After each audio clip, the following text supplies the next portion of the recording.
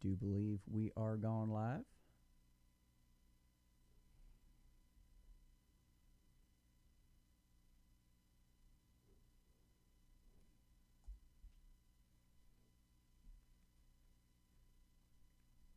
Welcome everyone. Let me share. I don't have Anthony here to help me share, so bear with me as we get started. Everyone. Bear with me, please.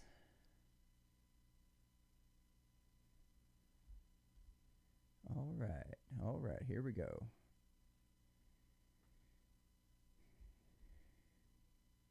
Copy, paste. All the good stuff. You guys, I think I got a good one for you tonight. We'll see what kind of stuff we can come up with here. Just give me just a moment to get everything shared out. And if you could do me a favor and do the same, that would be awesome.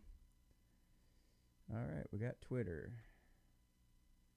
We got Discord. This is the disadvantage of having so many social media channels. We got Minds.com. There we go. Hey, welcome. And we will share that. Post to Minds. All right. Now, I think all that's left is Telegram. Let's see. Telegram groups. There we go.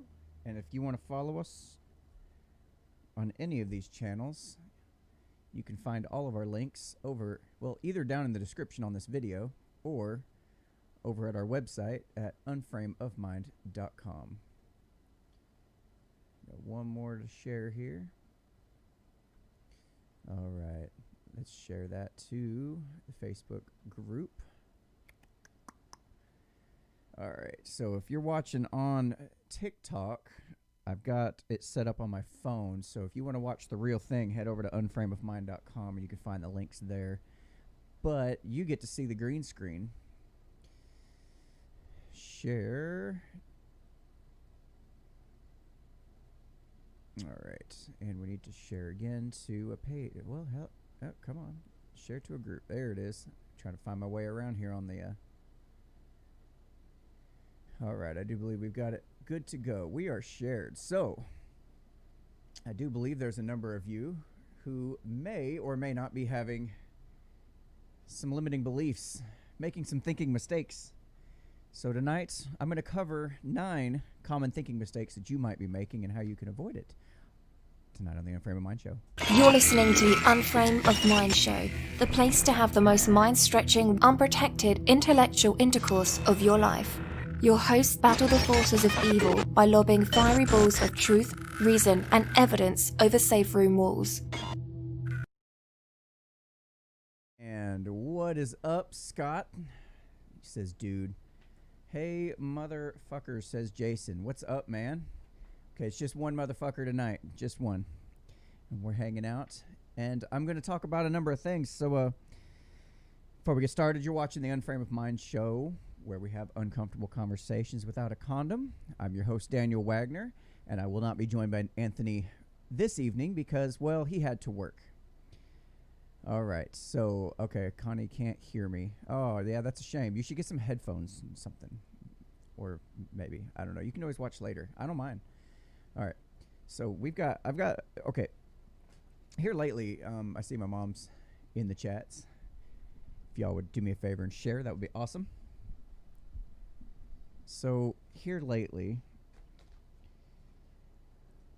I got a few of these printouts, and I'm going to be going over them over the next few weeks. And it's a little more in the relationships angle and more about, just getting your mind straight, because there's a lot of things that I find that people do that really, really find them limiting themselves, and just really just stopping themselves from being able to succeed, or maybe having a happy relationship, or being able to move forward because they're kind of stuck. So I think before we get into that, though, I know I'm such a tease. I know. I'm gonna do my favorite segment of the show. It's the Phobismist.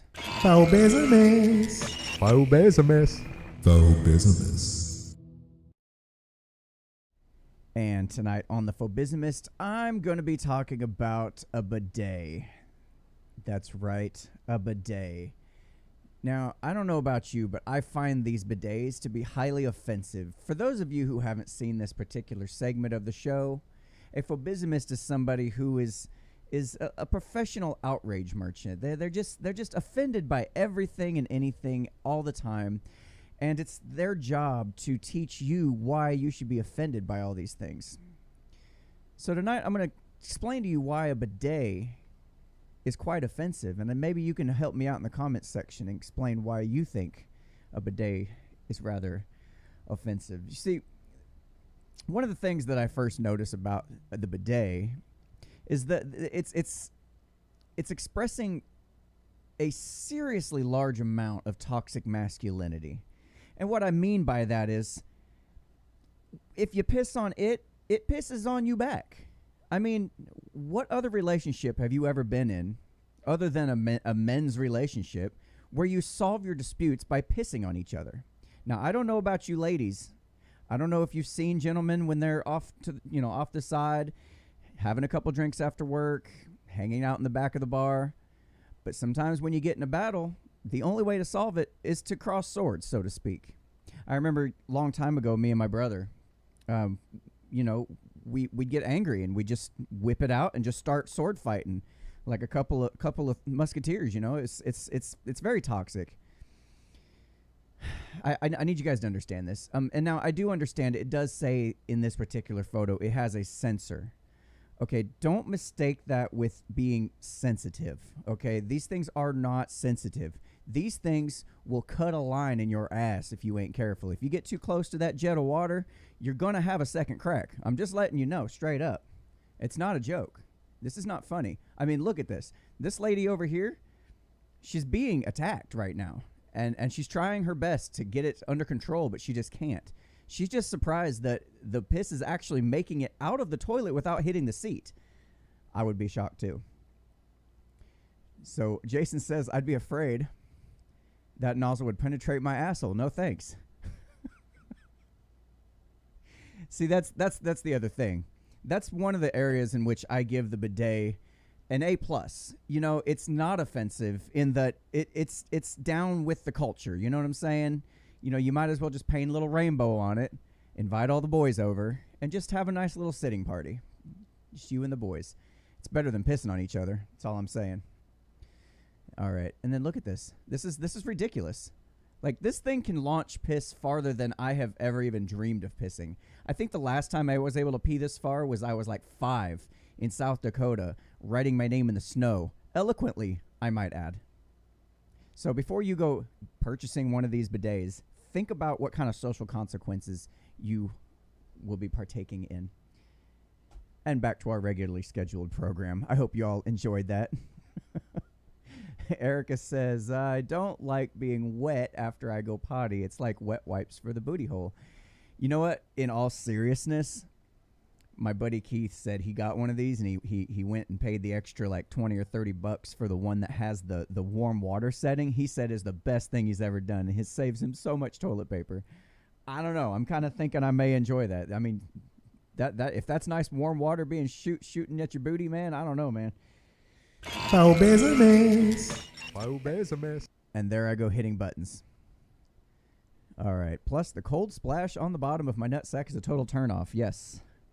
Yes, I agree. But then again, I don't know why after you're taking a shit, you feel the need to get turned on. I'm assuming you saying that, Scott, means that when you wipe your ass with toilet paper, that does turn you on. That's weird. So I wouldn't admit that in public, is all I'm saying. All right. Did you guys happen to see... Let me find my article here.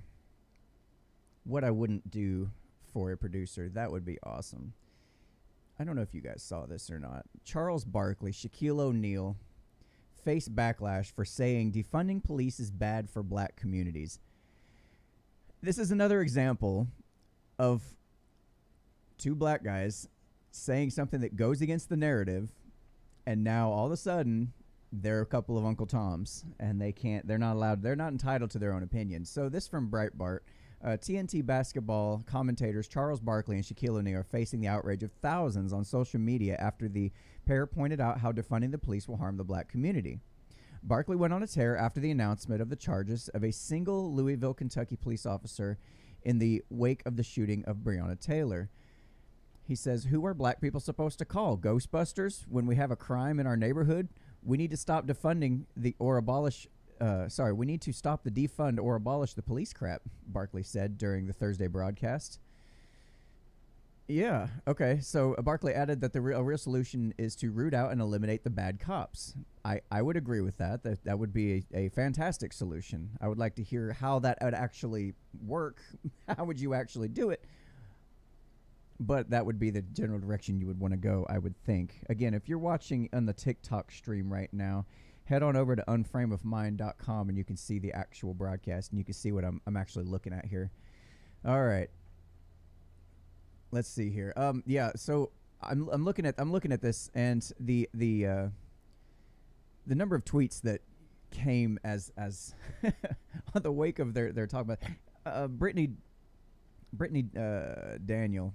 She says, "I just why read Braun's very heartfelt tweet about Breonna Taylor only to follow it with Charles Barkley basically saying it's sad but her boyfriend fired first, so Kanye shrug."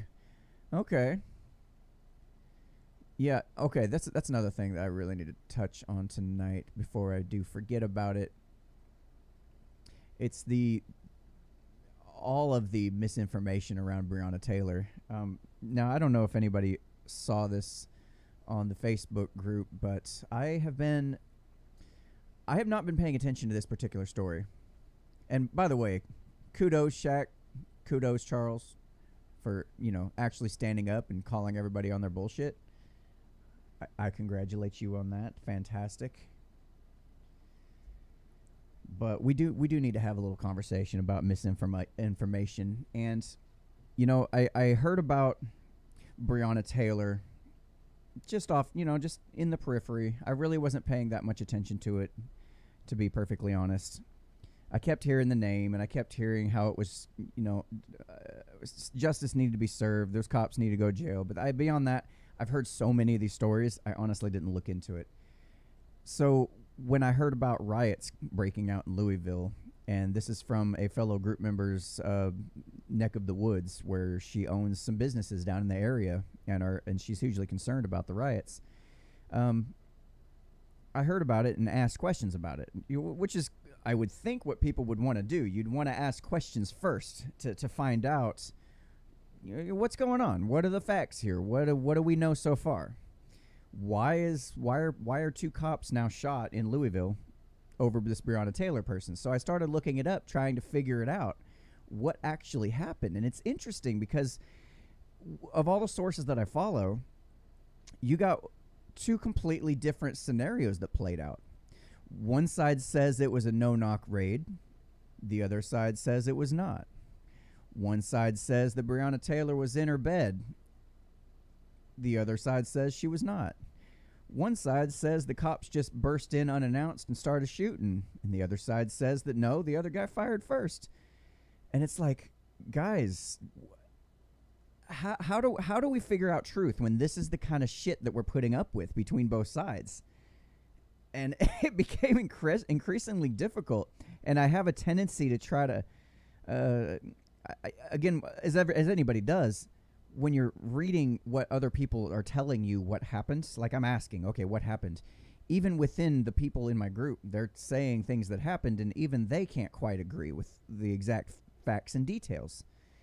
And it reminded me of a story of somebody sitting in history class, studying, doing whatever they do, and the teacher suddenly throws a pen at him, and he said, and the teacher says, "Okay, what happened?" Okay, everybody in the classroom, there was a wide range of different stories about what actually happened right there between, okay, yeah, you threw the pen at him, or you threw something else, or you didn't throw anything, or whatever. There were so many different stories, and those people were right there. Now it makes it incredibly difficult to try to put together the pieces of everything. And from what I gather, and again, I could be completely wrong because I'm getting all this information secondhand. I wasn't even there, obviously. But from what I gather, the truth of the matter is it was a no-knock raid, but it was not carried out as a no-knock raid. They did, in fact, knock. They did, in fact, announce their presence, as corroborated by the neighbors. Said, yeah, we heard y'all, making a ruckus. We heard you announce your presence. The guy that shot first in the apartment, he even said, yeah, I heard you guys make an announcement. I could be wrong with any of these details, so don't hold me to this. Okay. I do want to say, if anybody's watching in the TikTok down here, head over to unframeofmind.com and you can see the actual show. I'm just trying something new here and see how this works out now that we're able to do it. So Jason says her prior poor decisions got her caught up. It's sad, but as they say, the company you keep, her ex-boyfriend got her on the radar. Her new boyfriend got her shot. Yeah, I think that's the same general argument that I make about pro-choice people, the right to abort. Is there's a series of decisions that gets made up until the point of something bad happening in your life. Some of those decisions are out of your control. However, some of those decisions are well within your control, but you choose not to control them. You choose a different path. You choose the path that led you to where you're at. I mean, I don't know how much effort she made trying to get off that path. I even had somebody point out to me that as the media is covering this, she went from being a nurse down to an EMT, down to, some just to the point where she's not even hired there anymore. I don't know. I don't know what she was doing with her life. I have no idea. Okay, MSM jumped all over each of these shootings or deaths at the hands of police without any evidence and created narratives to create the uproar. Yes, and that's something we definitely covered a lot in previous episodes, and I don't want to beat a dead horse here, but yes, whatever the situation was, it made for the perfect maelstrom of facts and detail or lack of facts for the mainstream media to take it and run with it because, this will get clicks, this will get people outraged, this will get people pissed off, and it did. To the point where they can't even think. They don't know what the hell the truth is. They don't care what the truth is. Okay, we had a post come up showing a line of ladies standing. I think it was at some kind of a sporting event or something, and each of their shirts had one word on it: "Make America Great Again," #Trump, or whatever the last one was. I don't remember. Well, somebody took the "Make America Great Again" and turn it into "Make America White Again." A poorly done Photoshop, which one of the mainstream, I guess, Facebook groups decided to take it and make a meme out of it and treat it as if it were true. And it does, listen, you know there's people out there that are like this, that will say these things, that will make up these things if it suits their narrative, if it gets the clicks needed. What really drives me nuts is the comment section. Okay? The racists don't bother me. It's the people that follow the racists that bother me. The people in these groups commenting are what bother me, because I scrolled through the post and there was, in fact, some people posting the original photo. People just scroll right past it because I don't know if they just literally can't see it, or if they don't look. Maybe they just hop in the comments and throw in their outrage without scrolling through the comments first. I don't know. I can't do that. I always scroll in the comments first. I got to find out what the heck was going on. What's the truth about it? I never read anything that the comments are turned off, because that's where I kind of get the record set straight for me, if that makes sense. If there's some voice of reason or some alternative angle or perspective, that's where I find it. If you look at some place and it's got no comments, run. Get the hell out of there, because more than likely they don't want you to see something. There's a reason those comments are turned off. And I did cover all of that in my my guide, to my fake news guide. You can find it on the website. It's on the main page. But there's a number of different things to look for when you're going through your news sources that hopefully this guide can kind of help you see what you can actually, what to look out for. So let's see here. Back to the comments here. Scott says the real reasons Democrats and the media deflect towards dirty cops is simple. It excuses away the social and economic conditions that they themselves has instituted into communities of color for 6 decades. All right. Okay. That I want to agree with you because there is this idea that the elites constantly try to deflect away from what they're doing and blame it on everybody else. And I'm sure, yes, there's some truth to that. I don't want to discount that. But I feel like, honestly, the reason that the media does it is because it gets more clicks, because it's a dying media.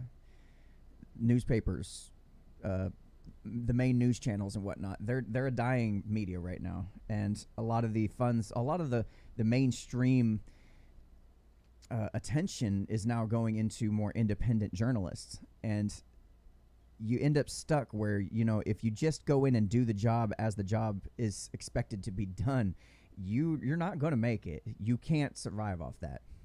So you got to consider that as well, is the position they're kind of put in right now. It doesn't excuse it at all, but at the same time, you got to consider maybe, there's a reason why they're so predisposed to coming up with these clickbaity kind of headlines, and why they only focus on the if it bleeds, it leads kind of stories. There's a reason for that, because they cannot survive without them. These media companies absolutely love Trump, absolutely love him, because he gets some ratings. Of course, they'll post how much they hate him, but hell, I'm sorry. I honestly think, based on the trends of how the trends were going before the 2016 election, I'm pretty sure that CNN would not have lasted this long if Trump had not been elected. And I think the same can be said about a lot of these other media companies as well. All right. So I'm going to go ahead and change gears here. And I don't need my bidet photos no more. I guess I can close out of all those, I guess. Okay. That is not true. That's my store. Get it together, man. All right. So I've got a few thinking mistakes that I'd like to cover, and I received these from somebody who's currently going through some of the counseling and some kind of personal growth type classes and that kind of thing. And what I'm looking at here is 9 thinking mistakes. And as I was reading through these, I was like, man, these are like really closely tied to kind of what Anthony and I talk about here on the show. There's a number of things that I think you guys might hear, and just let me know in the comments if this is something that you have found yourself doing from time to time, because it's really easy to do. So I'm just going to jump off with number 1 is black and white thinking. You tend to think of things in extremes.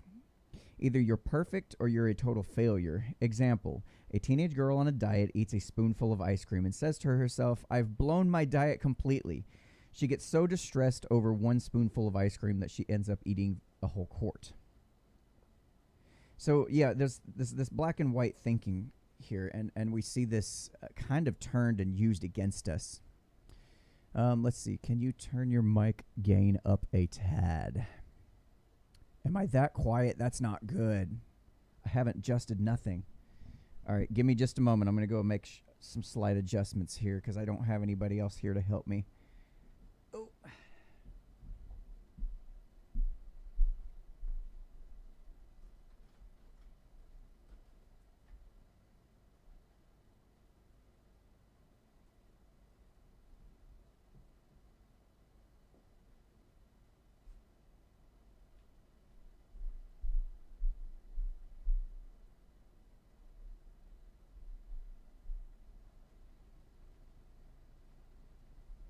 Mike Juan.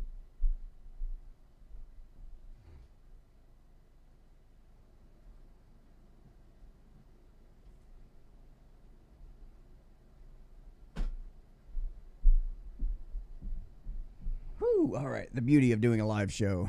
All right. So is that any better?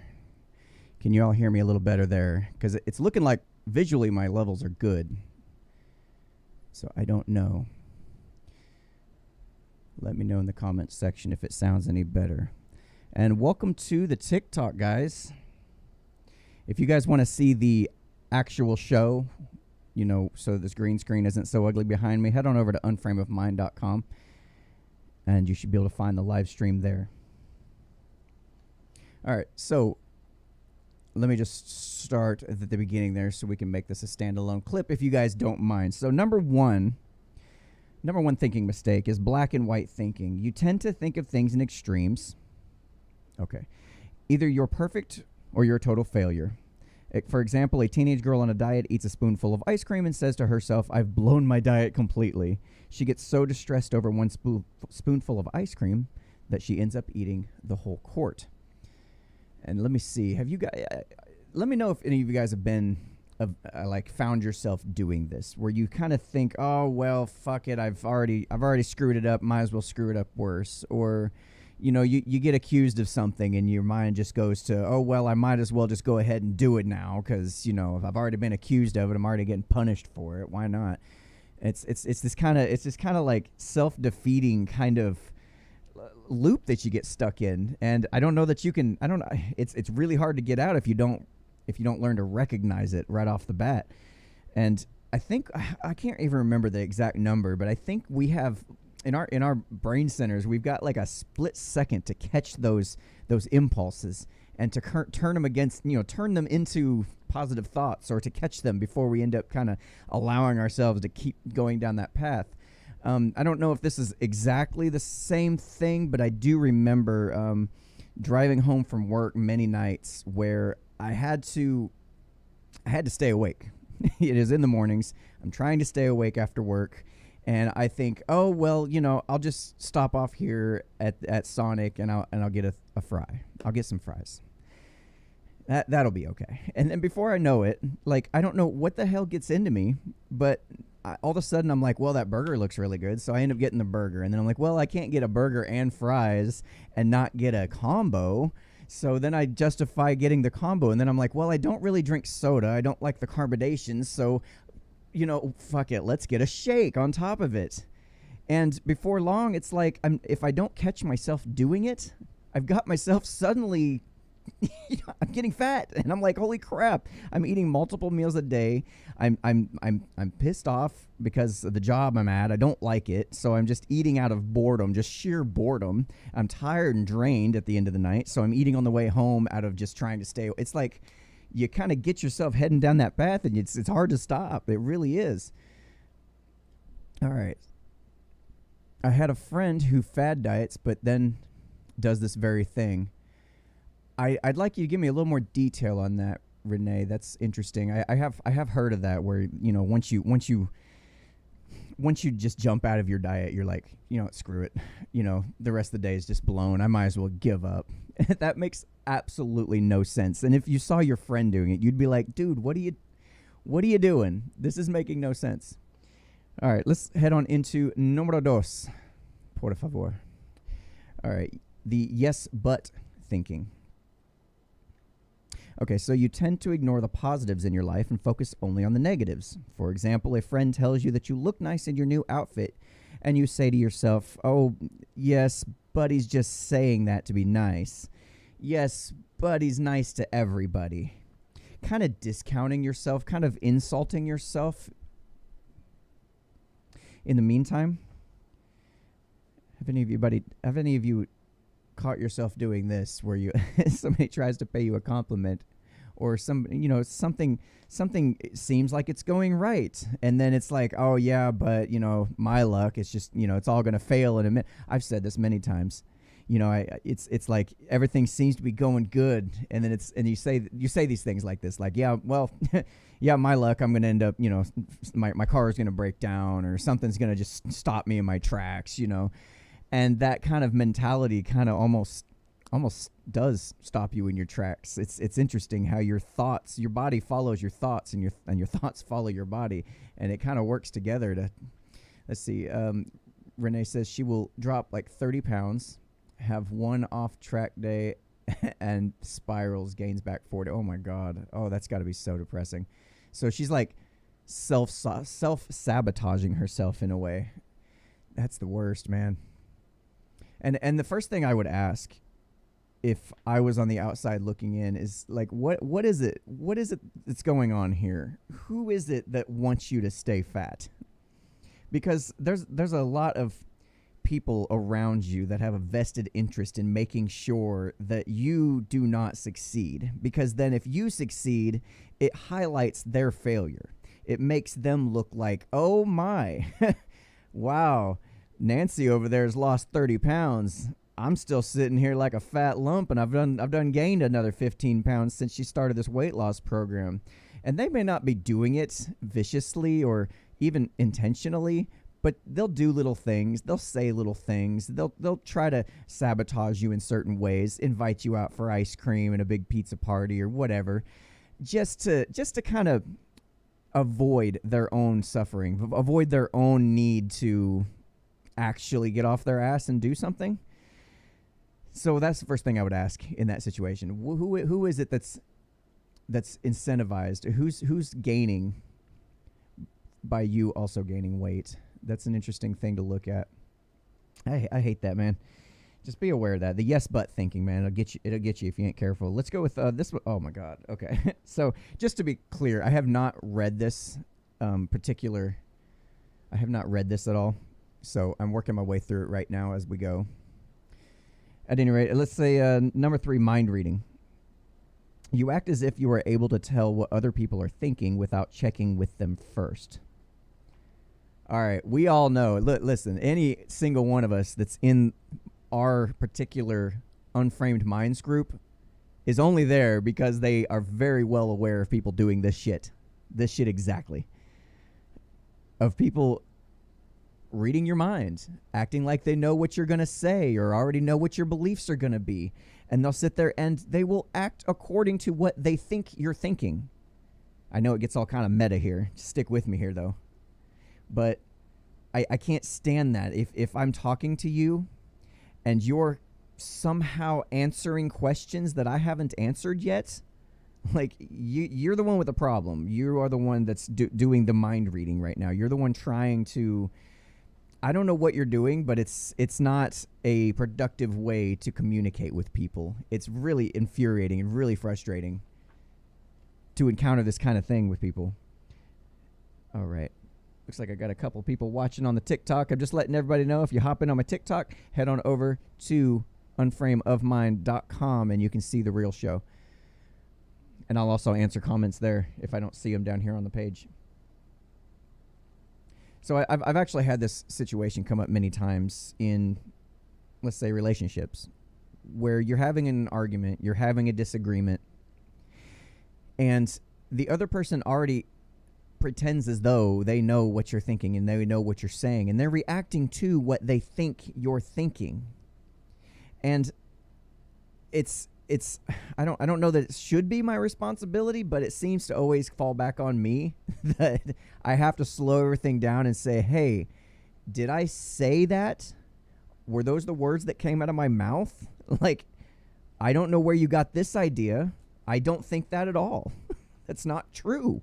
And that is so infuriating. And if the pattern keeps going over and over and over and over again, it does start to get rather... It does tend to piss you off quite a bit, I would imagine. It does me. Overthinking shit is the mind killer. Your first take is almost always the right one.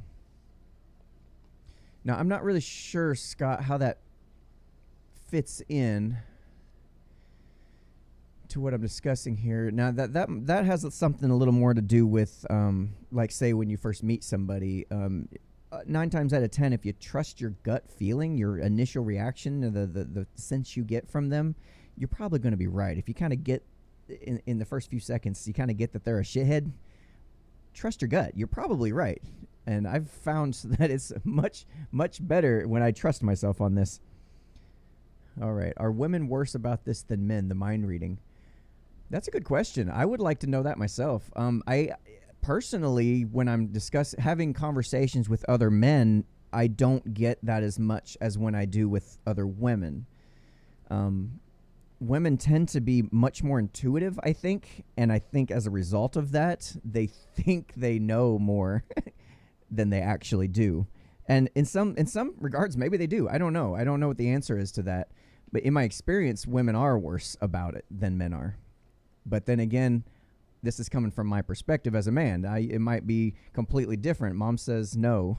So from her perspective, of course, her and I think a lot alike. So, we might as well be, I think my mom has a bigger dick than me, but I'm not sure. I've grown up since the last time we measured. So I want to go on to number 4, which kind of ties into the mind reading one, is telling the future. You act as if you can predict the future and you know something will turn out badly. For example, a teenager wants to try out for the track team, but says to himself, I'll never make the team. I'll be so nervous that my running will be lousy. As a result, he doesn't even give it a try. Okay, I have heard this in many conversations I've had. Before I go into that, let me get this comment here. Cora says women are better with mind reading because they are better at reading body language.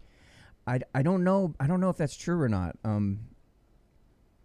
Maybe in general it might be. I don't know. Mom doesn't have a pee-pee. Cora, you don't know. You haven't met my mom. You don't know. So I do feel like I personally am better at reading body language than most people. Of course, I'm rather intuitive, and I can kind of pick up on these things a lot easier than most. And it does kind of surprise me when I'm standing right next to somebody else who's seems to be oblivious to people's body language. So I don't know if that's a men-women thing or not. It might be. I have no idea. Maybe I'm more feminine than I think. I don't know. That would be interesting to find out. But in terms of the telling the future, I've had many conversations with people at, just over the course of time. They're in jobs that they don't like, and they start to tell you about, what they would want to do with their life and what they want to be and what kind of things they want to achieve. And then almost the minute it comes out of their mouth, the very next thought is some kind of self-defeating thing, some kind of excuse or some kind of a reason why not. Some kind of I would, but this and this and this. I've got this responsibility. I've got this much debt. I don't know. The market's not right for it. It's like they didn't even skip a beat. They just go right from one right into the next, and they're just like, hey, I'm basically telling you I want to do these things, but I'm also telling you that I don't, because I can predict the future and I know that it's going to fail for me. So they don't try. And I can almost tell you to a person, the people that will tell me their dreams and their hopes and wishes, who are going to actually succeed with them, or at least try, and those who won't. Just based on this very kind of conversation mechanic, just that instant self-defeating type, language they use. And it's incredibly frustrating because, you hear them complain about their job and how much they hate it and they want to do something else. And after a while, you're like, look, you and I both know you ain't going to do nothing about it. Why bitch about it? Why? What purpose does it serve to complain about something that you know damn well that you're not going to take any effort to try to fix, that you're not going to take any kind of risk in trying to achieve? Why even have the conversation? I've had to tell quite a few people, I don't want to hear it. I don't want to hear it because I know you're not going to do anything. I'm not going to put my time and energy into trying to cheer you on, help you succeed, and try to help brainstorm with you ideas or how can we do this? What's the next steps? What are you going to do? I'll check in with you. Hey, how's that thing going? But if you're not going to do anything, I'm not going to waste my time. I don't want to hear it. Anybody else ever had that particular conversation before? Oh my God, it's so frustrating. All this stuff's frustrating. I've been caught. I mean, I've done it I've done it myself a time or two that I can think of right off the top of my head. Words. Need drink.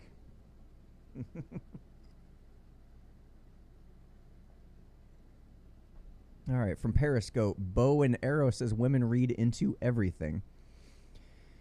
Man, that might be true, man. I don't know. That's been my experience in some regards, but to call it, I'm real careful about wanting to call these a men or a women thing, because I've learned that we all fall on a spectrum of some sort, and it's really difficult to go ahead and try to just nail women down into, women read into everything. Well, men do too, quite a bit.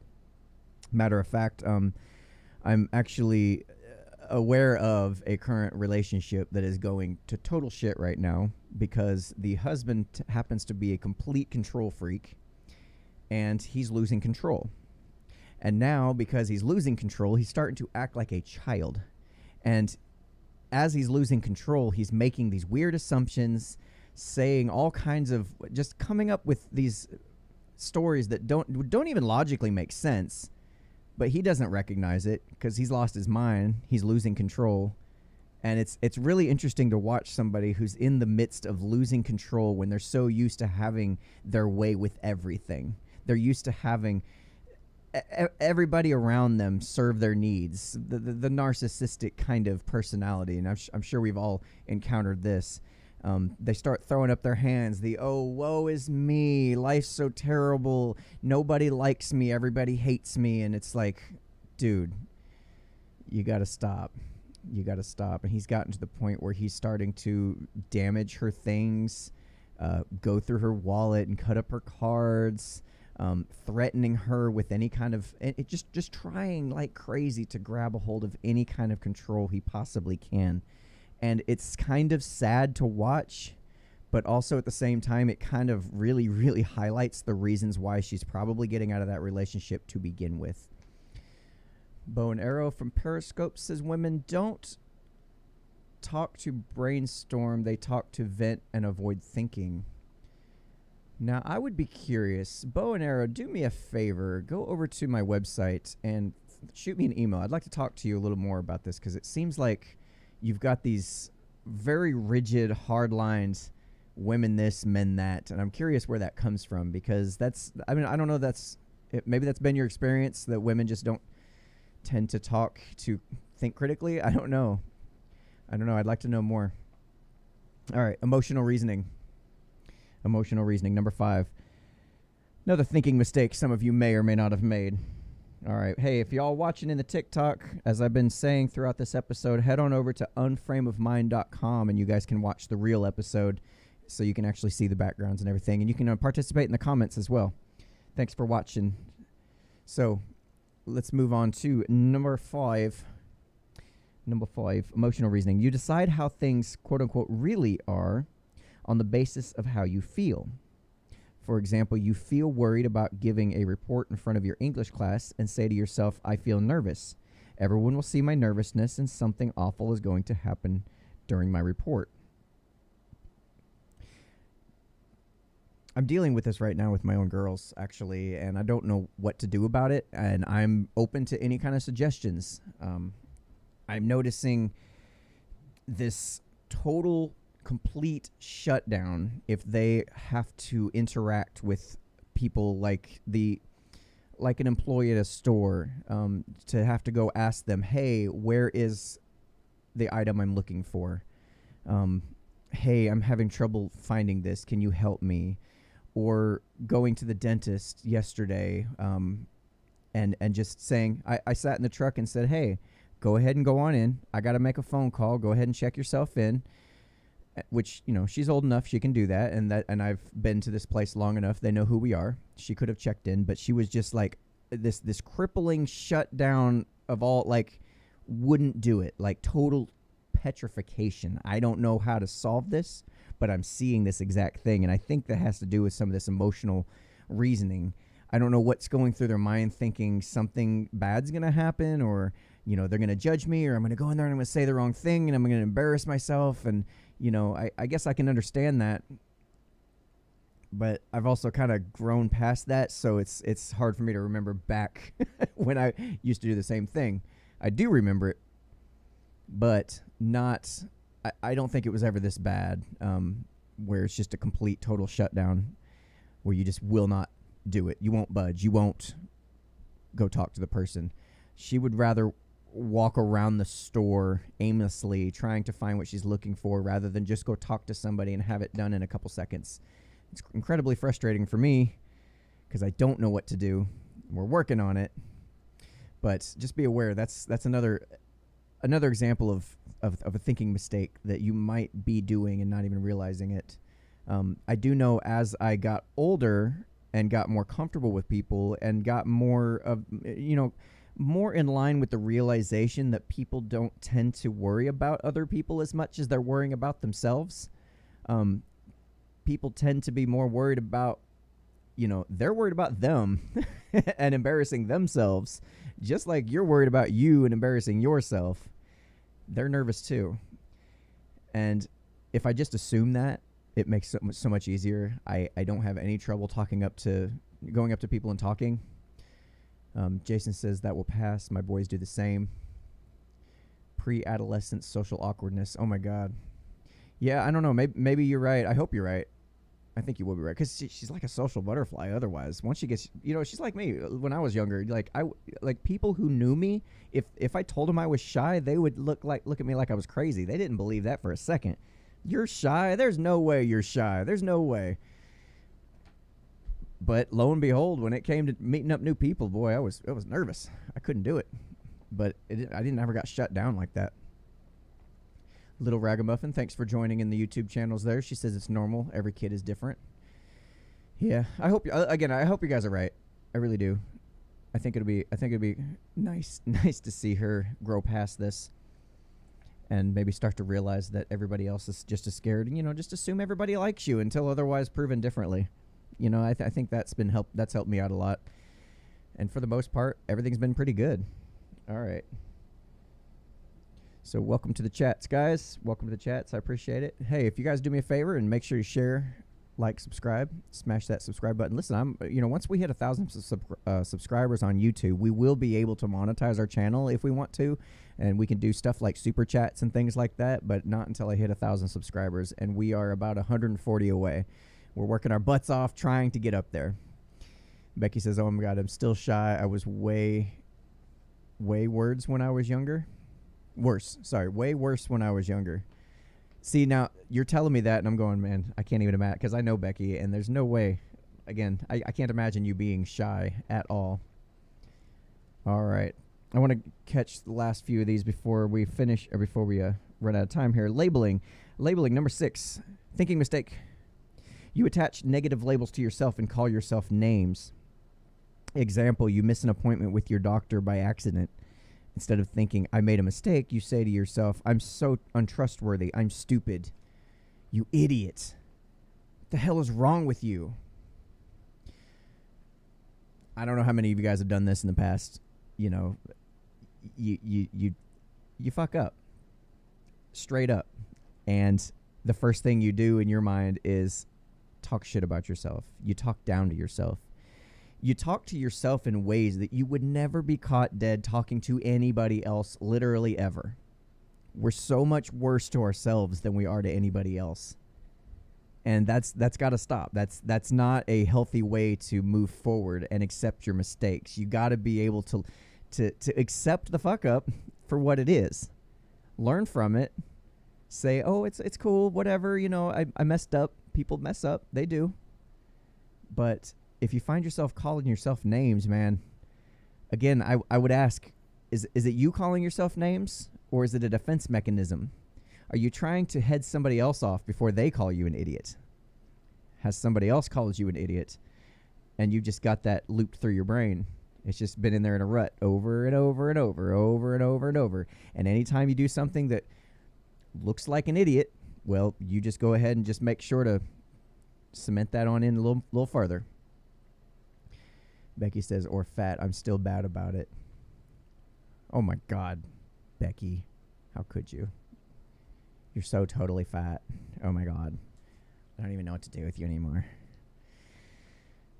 Calls yourself dumb all the time. We are our own worst critic and enemy. Greg Bow, welcome to the chats. From Facebook, says women usually hate rigid ideologies, but the world has become too feminine. Man, I what to say about that? There's a lot of truth to that, actually. A lot of truth to that. I do know one thing: women tend to be more interested in security than men, and so they tend to. Now, I'm gonna have to go back and do my research on this again, but from the way I heard it, if this is correct, is every country that gives the women the right to vote, within about a 15 to 20 year period, they start leaning way more toward like socialist or welfare state style programs. Programs that are designed, that motherly instinct to protect, to secure people, to give people a peace of mind and things like that. These are great qualities but when you're applying it over an entire society and passing laws and legislation toward it, it has a tendency to push society more toward a feminine direction. And there is some truth to what you're saying to that. I'm not seeing as much masculine energy out there in the world. The go-getter kind of kill it and drag it home style mentality as much. And when I do see it, it stands out a lot more than it probably should. It's a lot more obvious. So I don't know. Let's go on to number 7. Should statements. I mean, that's interesting. What is a should statement? So you try to motivate yourself by thinking, I should do this and I shouldn't do that. Example, after working all day on a drawing, talented young artist says to herself, I shouldn't make so many mistakes. I ought to do better after all those art classes. Note, beware of must, ought, and have to as well. Okay, well, I don't know if I don't know if I quite disagree with this, but I'm not sure I agree with it either. I'm not really sure what would be wrong with saying I should. I don't know. I don't see any problem with that. Maybe I'm missing the whole point of this, but I don't know if maybe that goes back to being your own self-critic. I don't know, because whenever I'm performing a task, especially a task that I know that I'm going to do again and again and again, you know, I pay attention to the process I do it, and I pay attention to the exact steps that are taken, and I'm thinking, you know, maybe next time I do this, and the next time I do that, and we change. I think I might be missing the point, but I don't see any particular problem with saying that you should. I don't know. Let me know what you guys think in the comments there, because maybe I'm completely missing it. I don't personally see a problem with it. Oh, great. Blame the women. It's always our fault. LOL. Well, it's been that way since the get-go, Adam and Eve. Yes. No, it's not so much about blaming the women. If you're referring to what I was saying about giving the women the vote and moving towards social policies and things like that, no, I'm not so much as blaming the women as much as just, you know, of course, if you know me well enough to know, I say we take the vote away from women. But then again, I say we take the vote away from men too, because men also have some very destructive type things that they tend to not take care of people as much as women do. There's both sides are required for a good balance, but not insofar as to control the entire population with those particular qualities. All right. We got about 5 minutes left, and I got a couple left to go. So we got overgeneralization for number 8. You make a conclusion about something on the basis of one or two things. For example, you find out that a girl in your history class doesn't like you, so you conclude that everybody in the class hates you. Now, that's just silly. Who does that? Come on. Who does that? I can't even imagine. Like, that's something I've never dealt with. Of course, okay. I guess I could see, like, for example, our friend from Periscope earlier was talking about, you know, all women tend to this and all men tend to be this. And maybe you might be right, but maybe you're overgeneralizing too. I'm not, it has its place, but not so, I don't know. I don't know if that's a thinking mistake or if it's one that you just need to kind of be aware of. Maybe not overusing overgeneralizations. They're not an end all be all answer for everything, and generalizations are okay.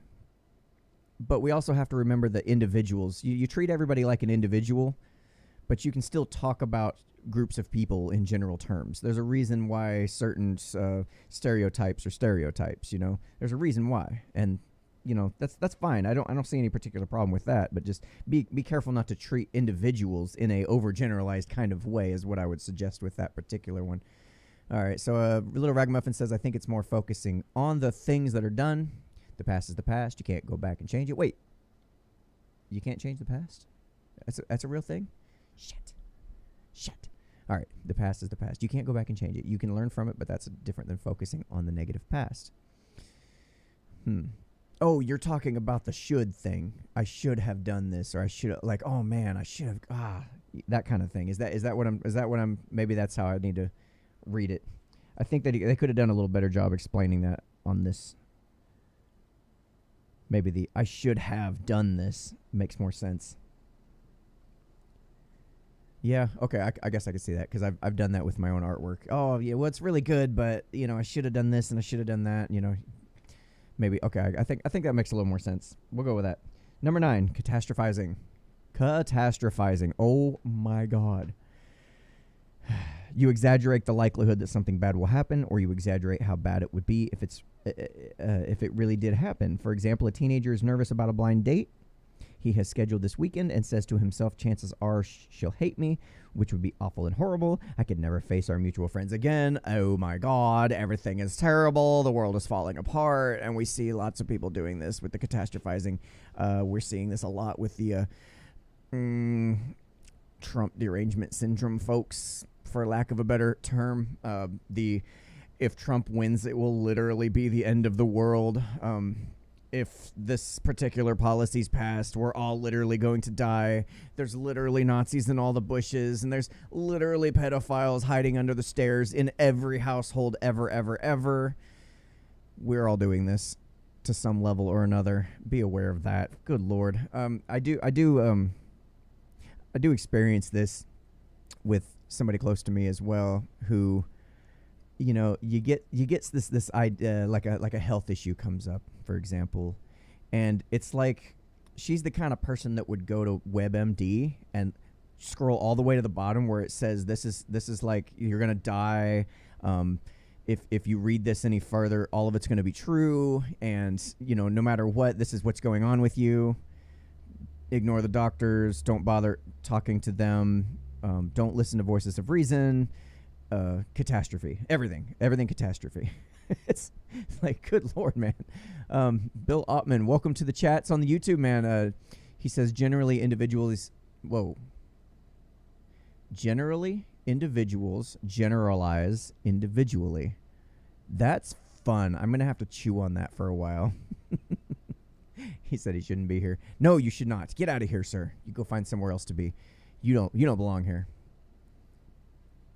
All right, Becky says maybe the fact that I'm strawberry blonde changes things for me a bit. I have a long fuse. I extend lots of grace, and I don't have a bad temper. Boy, I'll tell you what, I used to have a terrible temper. That also comes with maturity and growing up and making amends with yourself.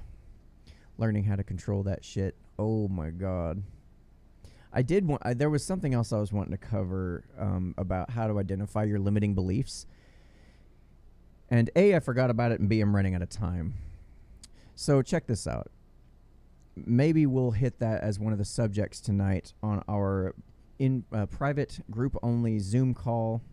If you want to be a part of that tonight, head on over to make sure you're on our Discord. I will be posting it to the Discord first. I will be posting it to the Telegram second, and then third, I will be posting it to the Unframe of Mind group. If you're not in any of these groups, make sure to head over to unframeofmind.com and find our links there, and then you can join. And like I said, it's a private member-only video call through Zoom that we do once a week for members only. Looking forward to seeing you there. And if you haven't had an opportunity to do so just yet, I would really, really appreciate it if you would head over to our brand new Subscribe Star. We're currently working on a goal of $100 a month from the members who watch the show. And there are a number of different levels that you can donate at, between $3, $5, $10, $20, all the way up to $250 a month. I'm not asking for anything, but if you would like to help support the show and support what we do, I would sure appreciate that. Greg Bow, the Discord it's like a chat room, but way better. We're moving over to there more so than Facebook, because Facebook keeps trying to shut us down, keeps trying to show people what they think we want to see, so we miss a lot of stuff, and it makes it where everything shows up in sequential order, like the way I prefer it to be. So yeah, if you want to find that, all of our links are over on unframeofmind.com /find-us-on. And there's the link I just sent into the comments for everybody there. And I will set that up, and I will see you guys here shortly. You all have been watching the Unframe of Mind show, where we have uncomfortable conversations without a condom, and I look forward to seeing you again next Friday. Until next then, signing out.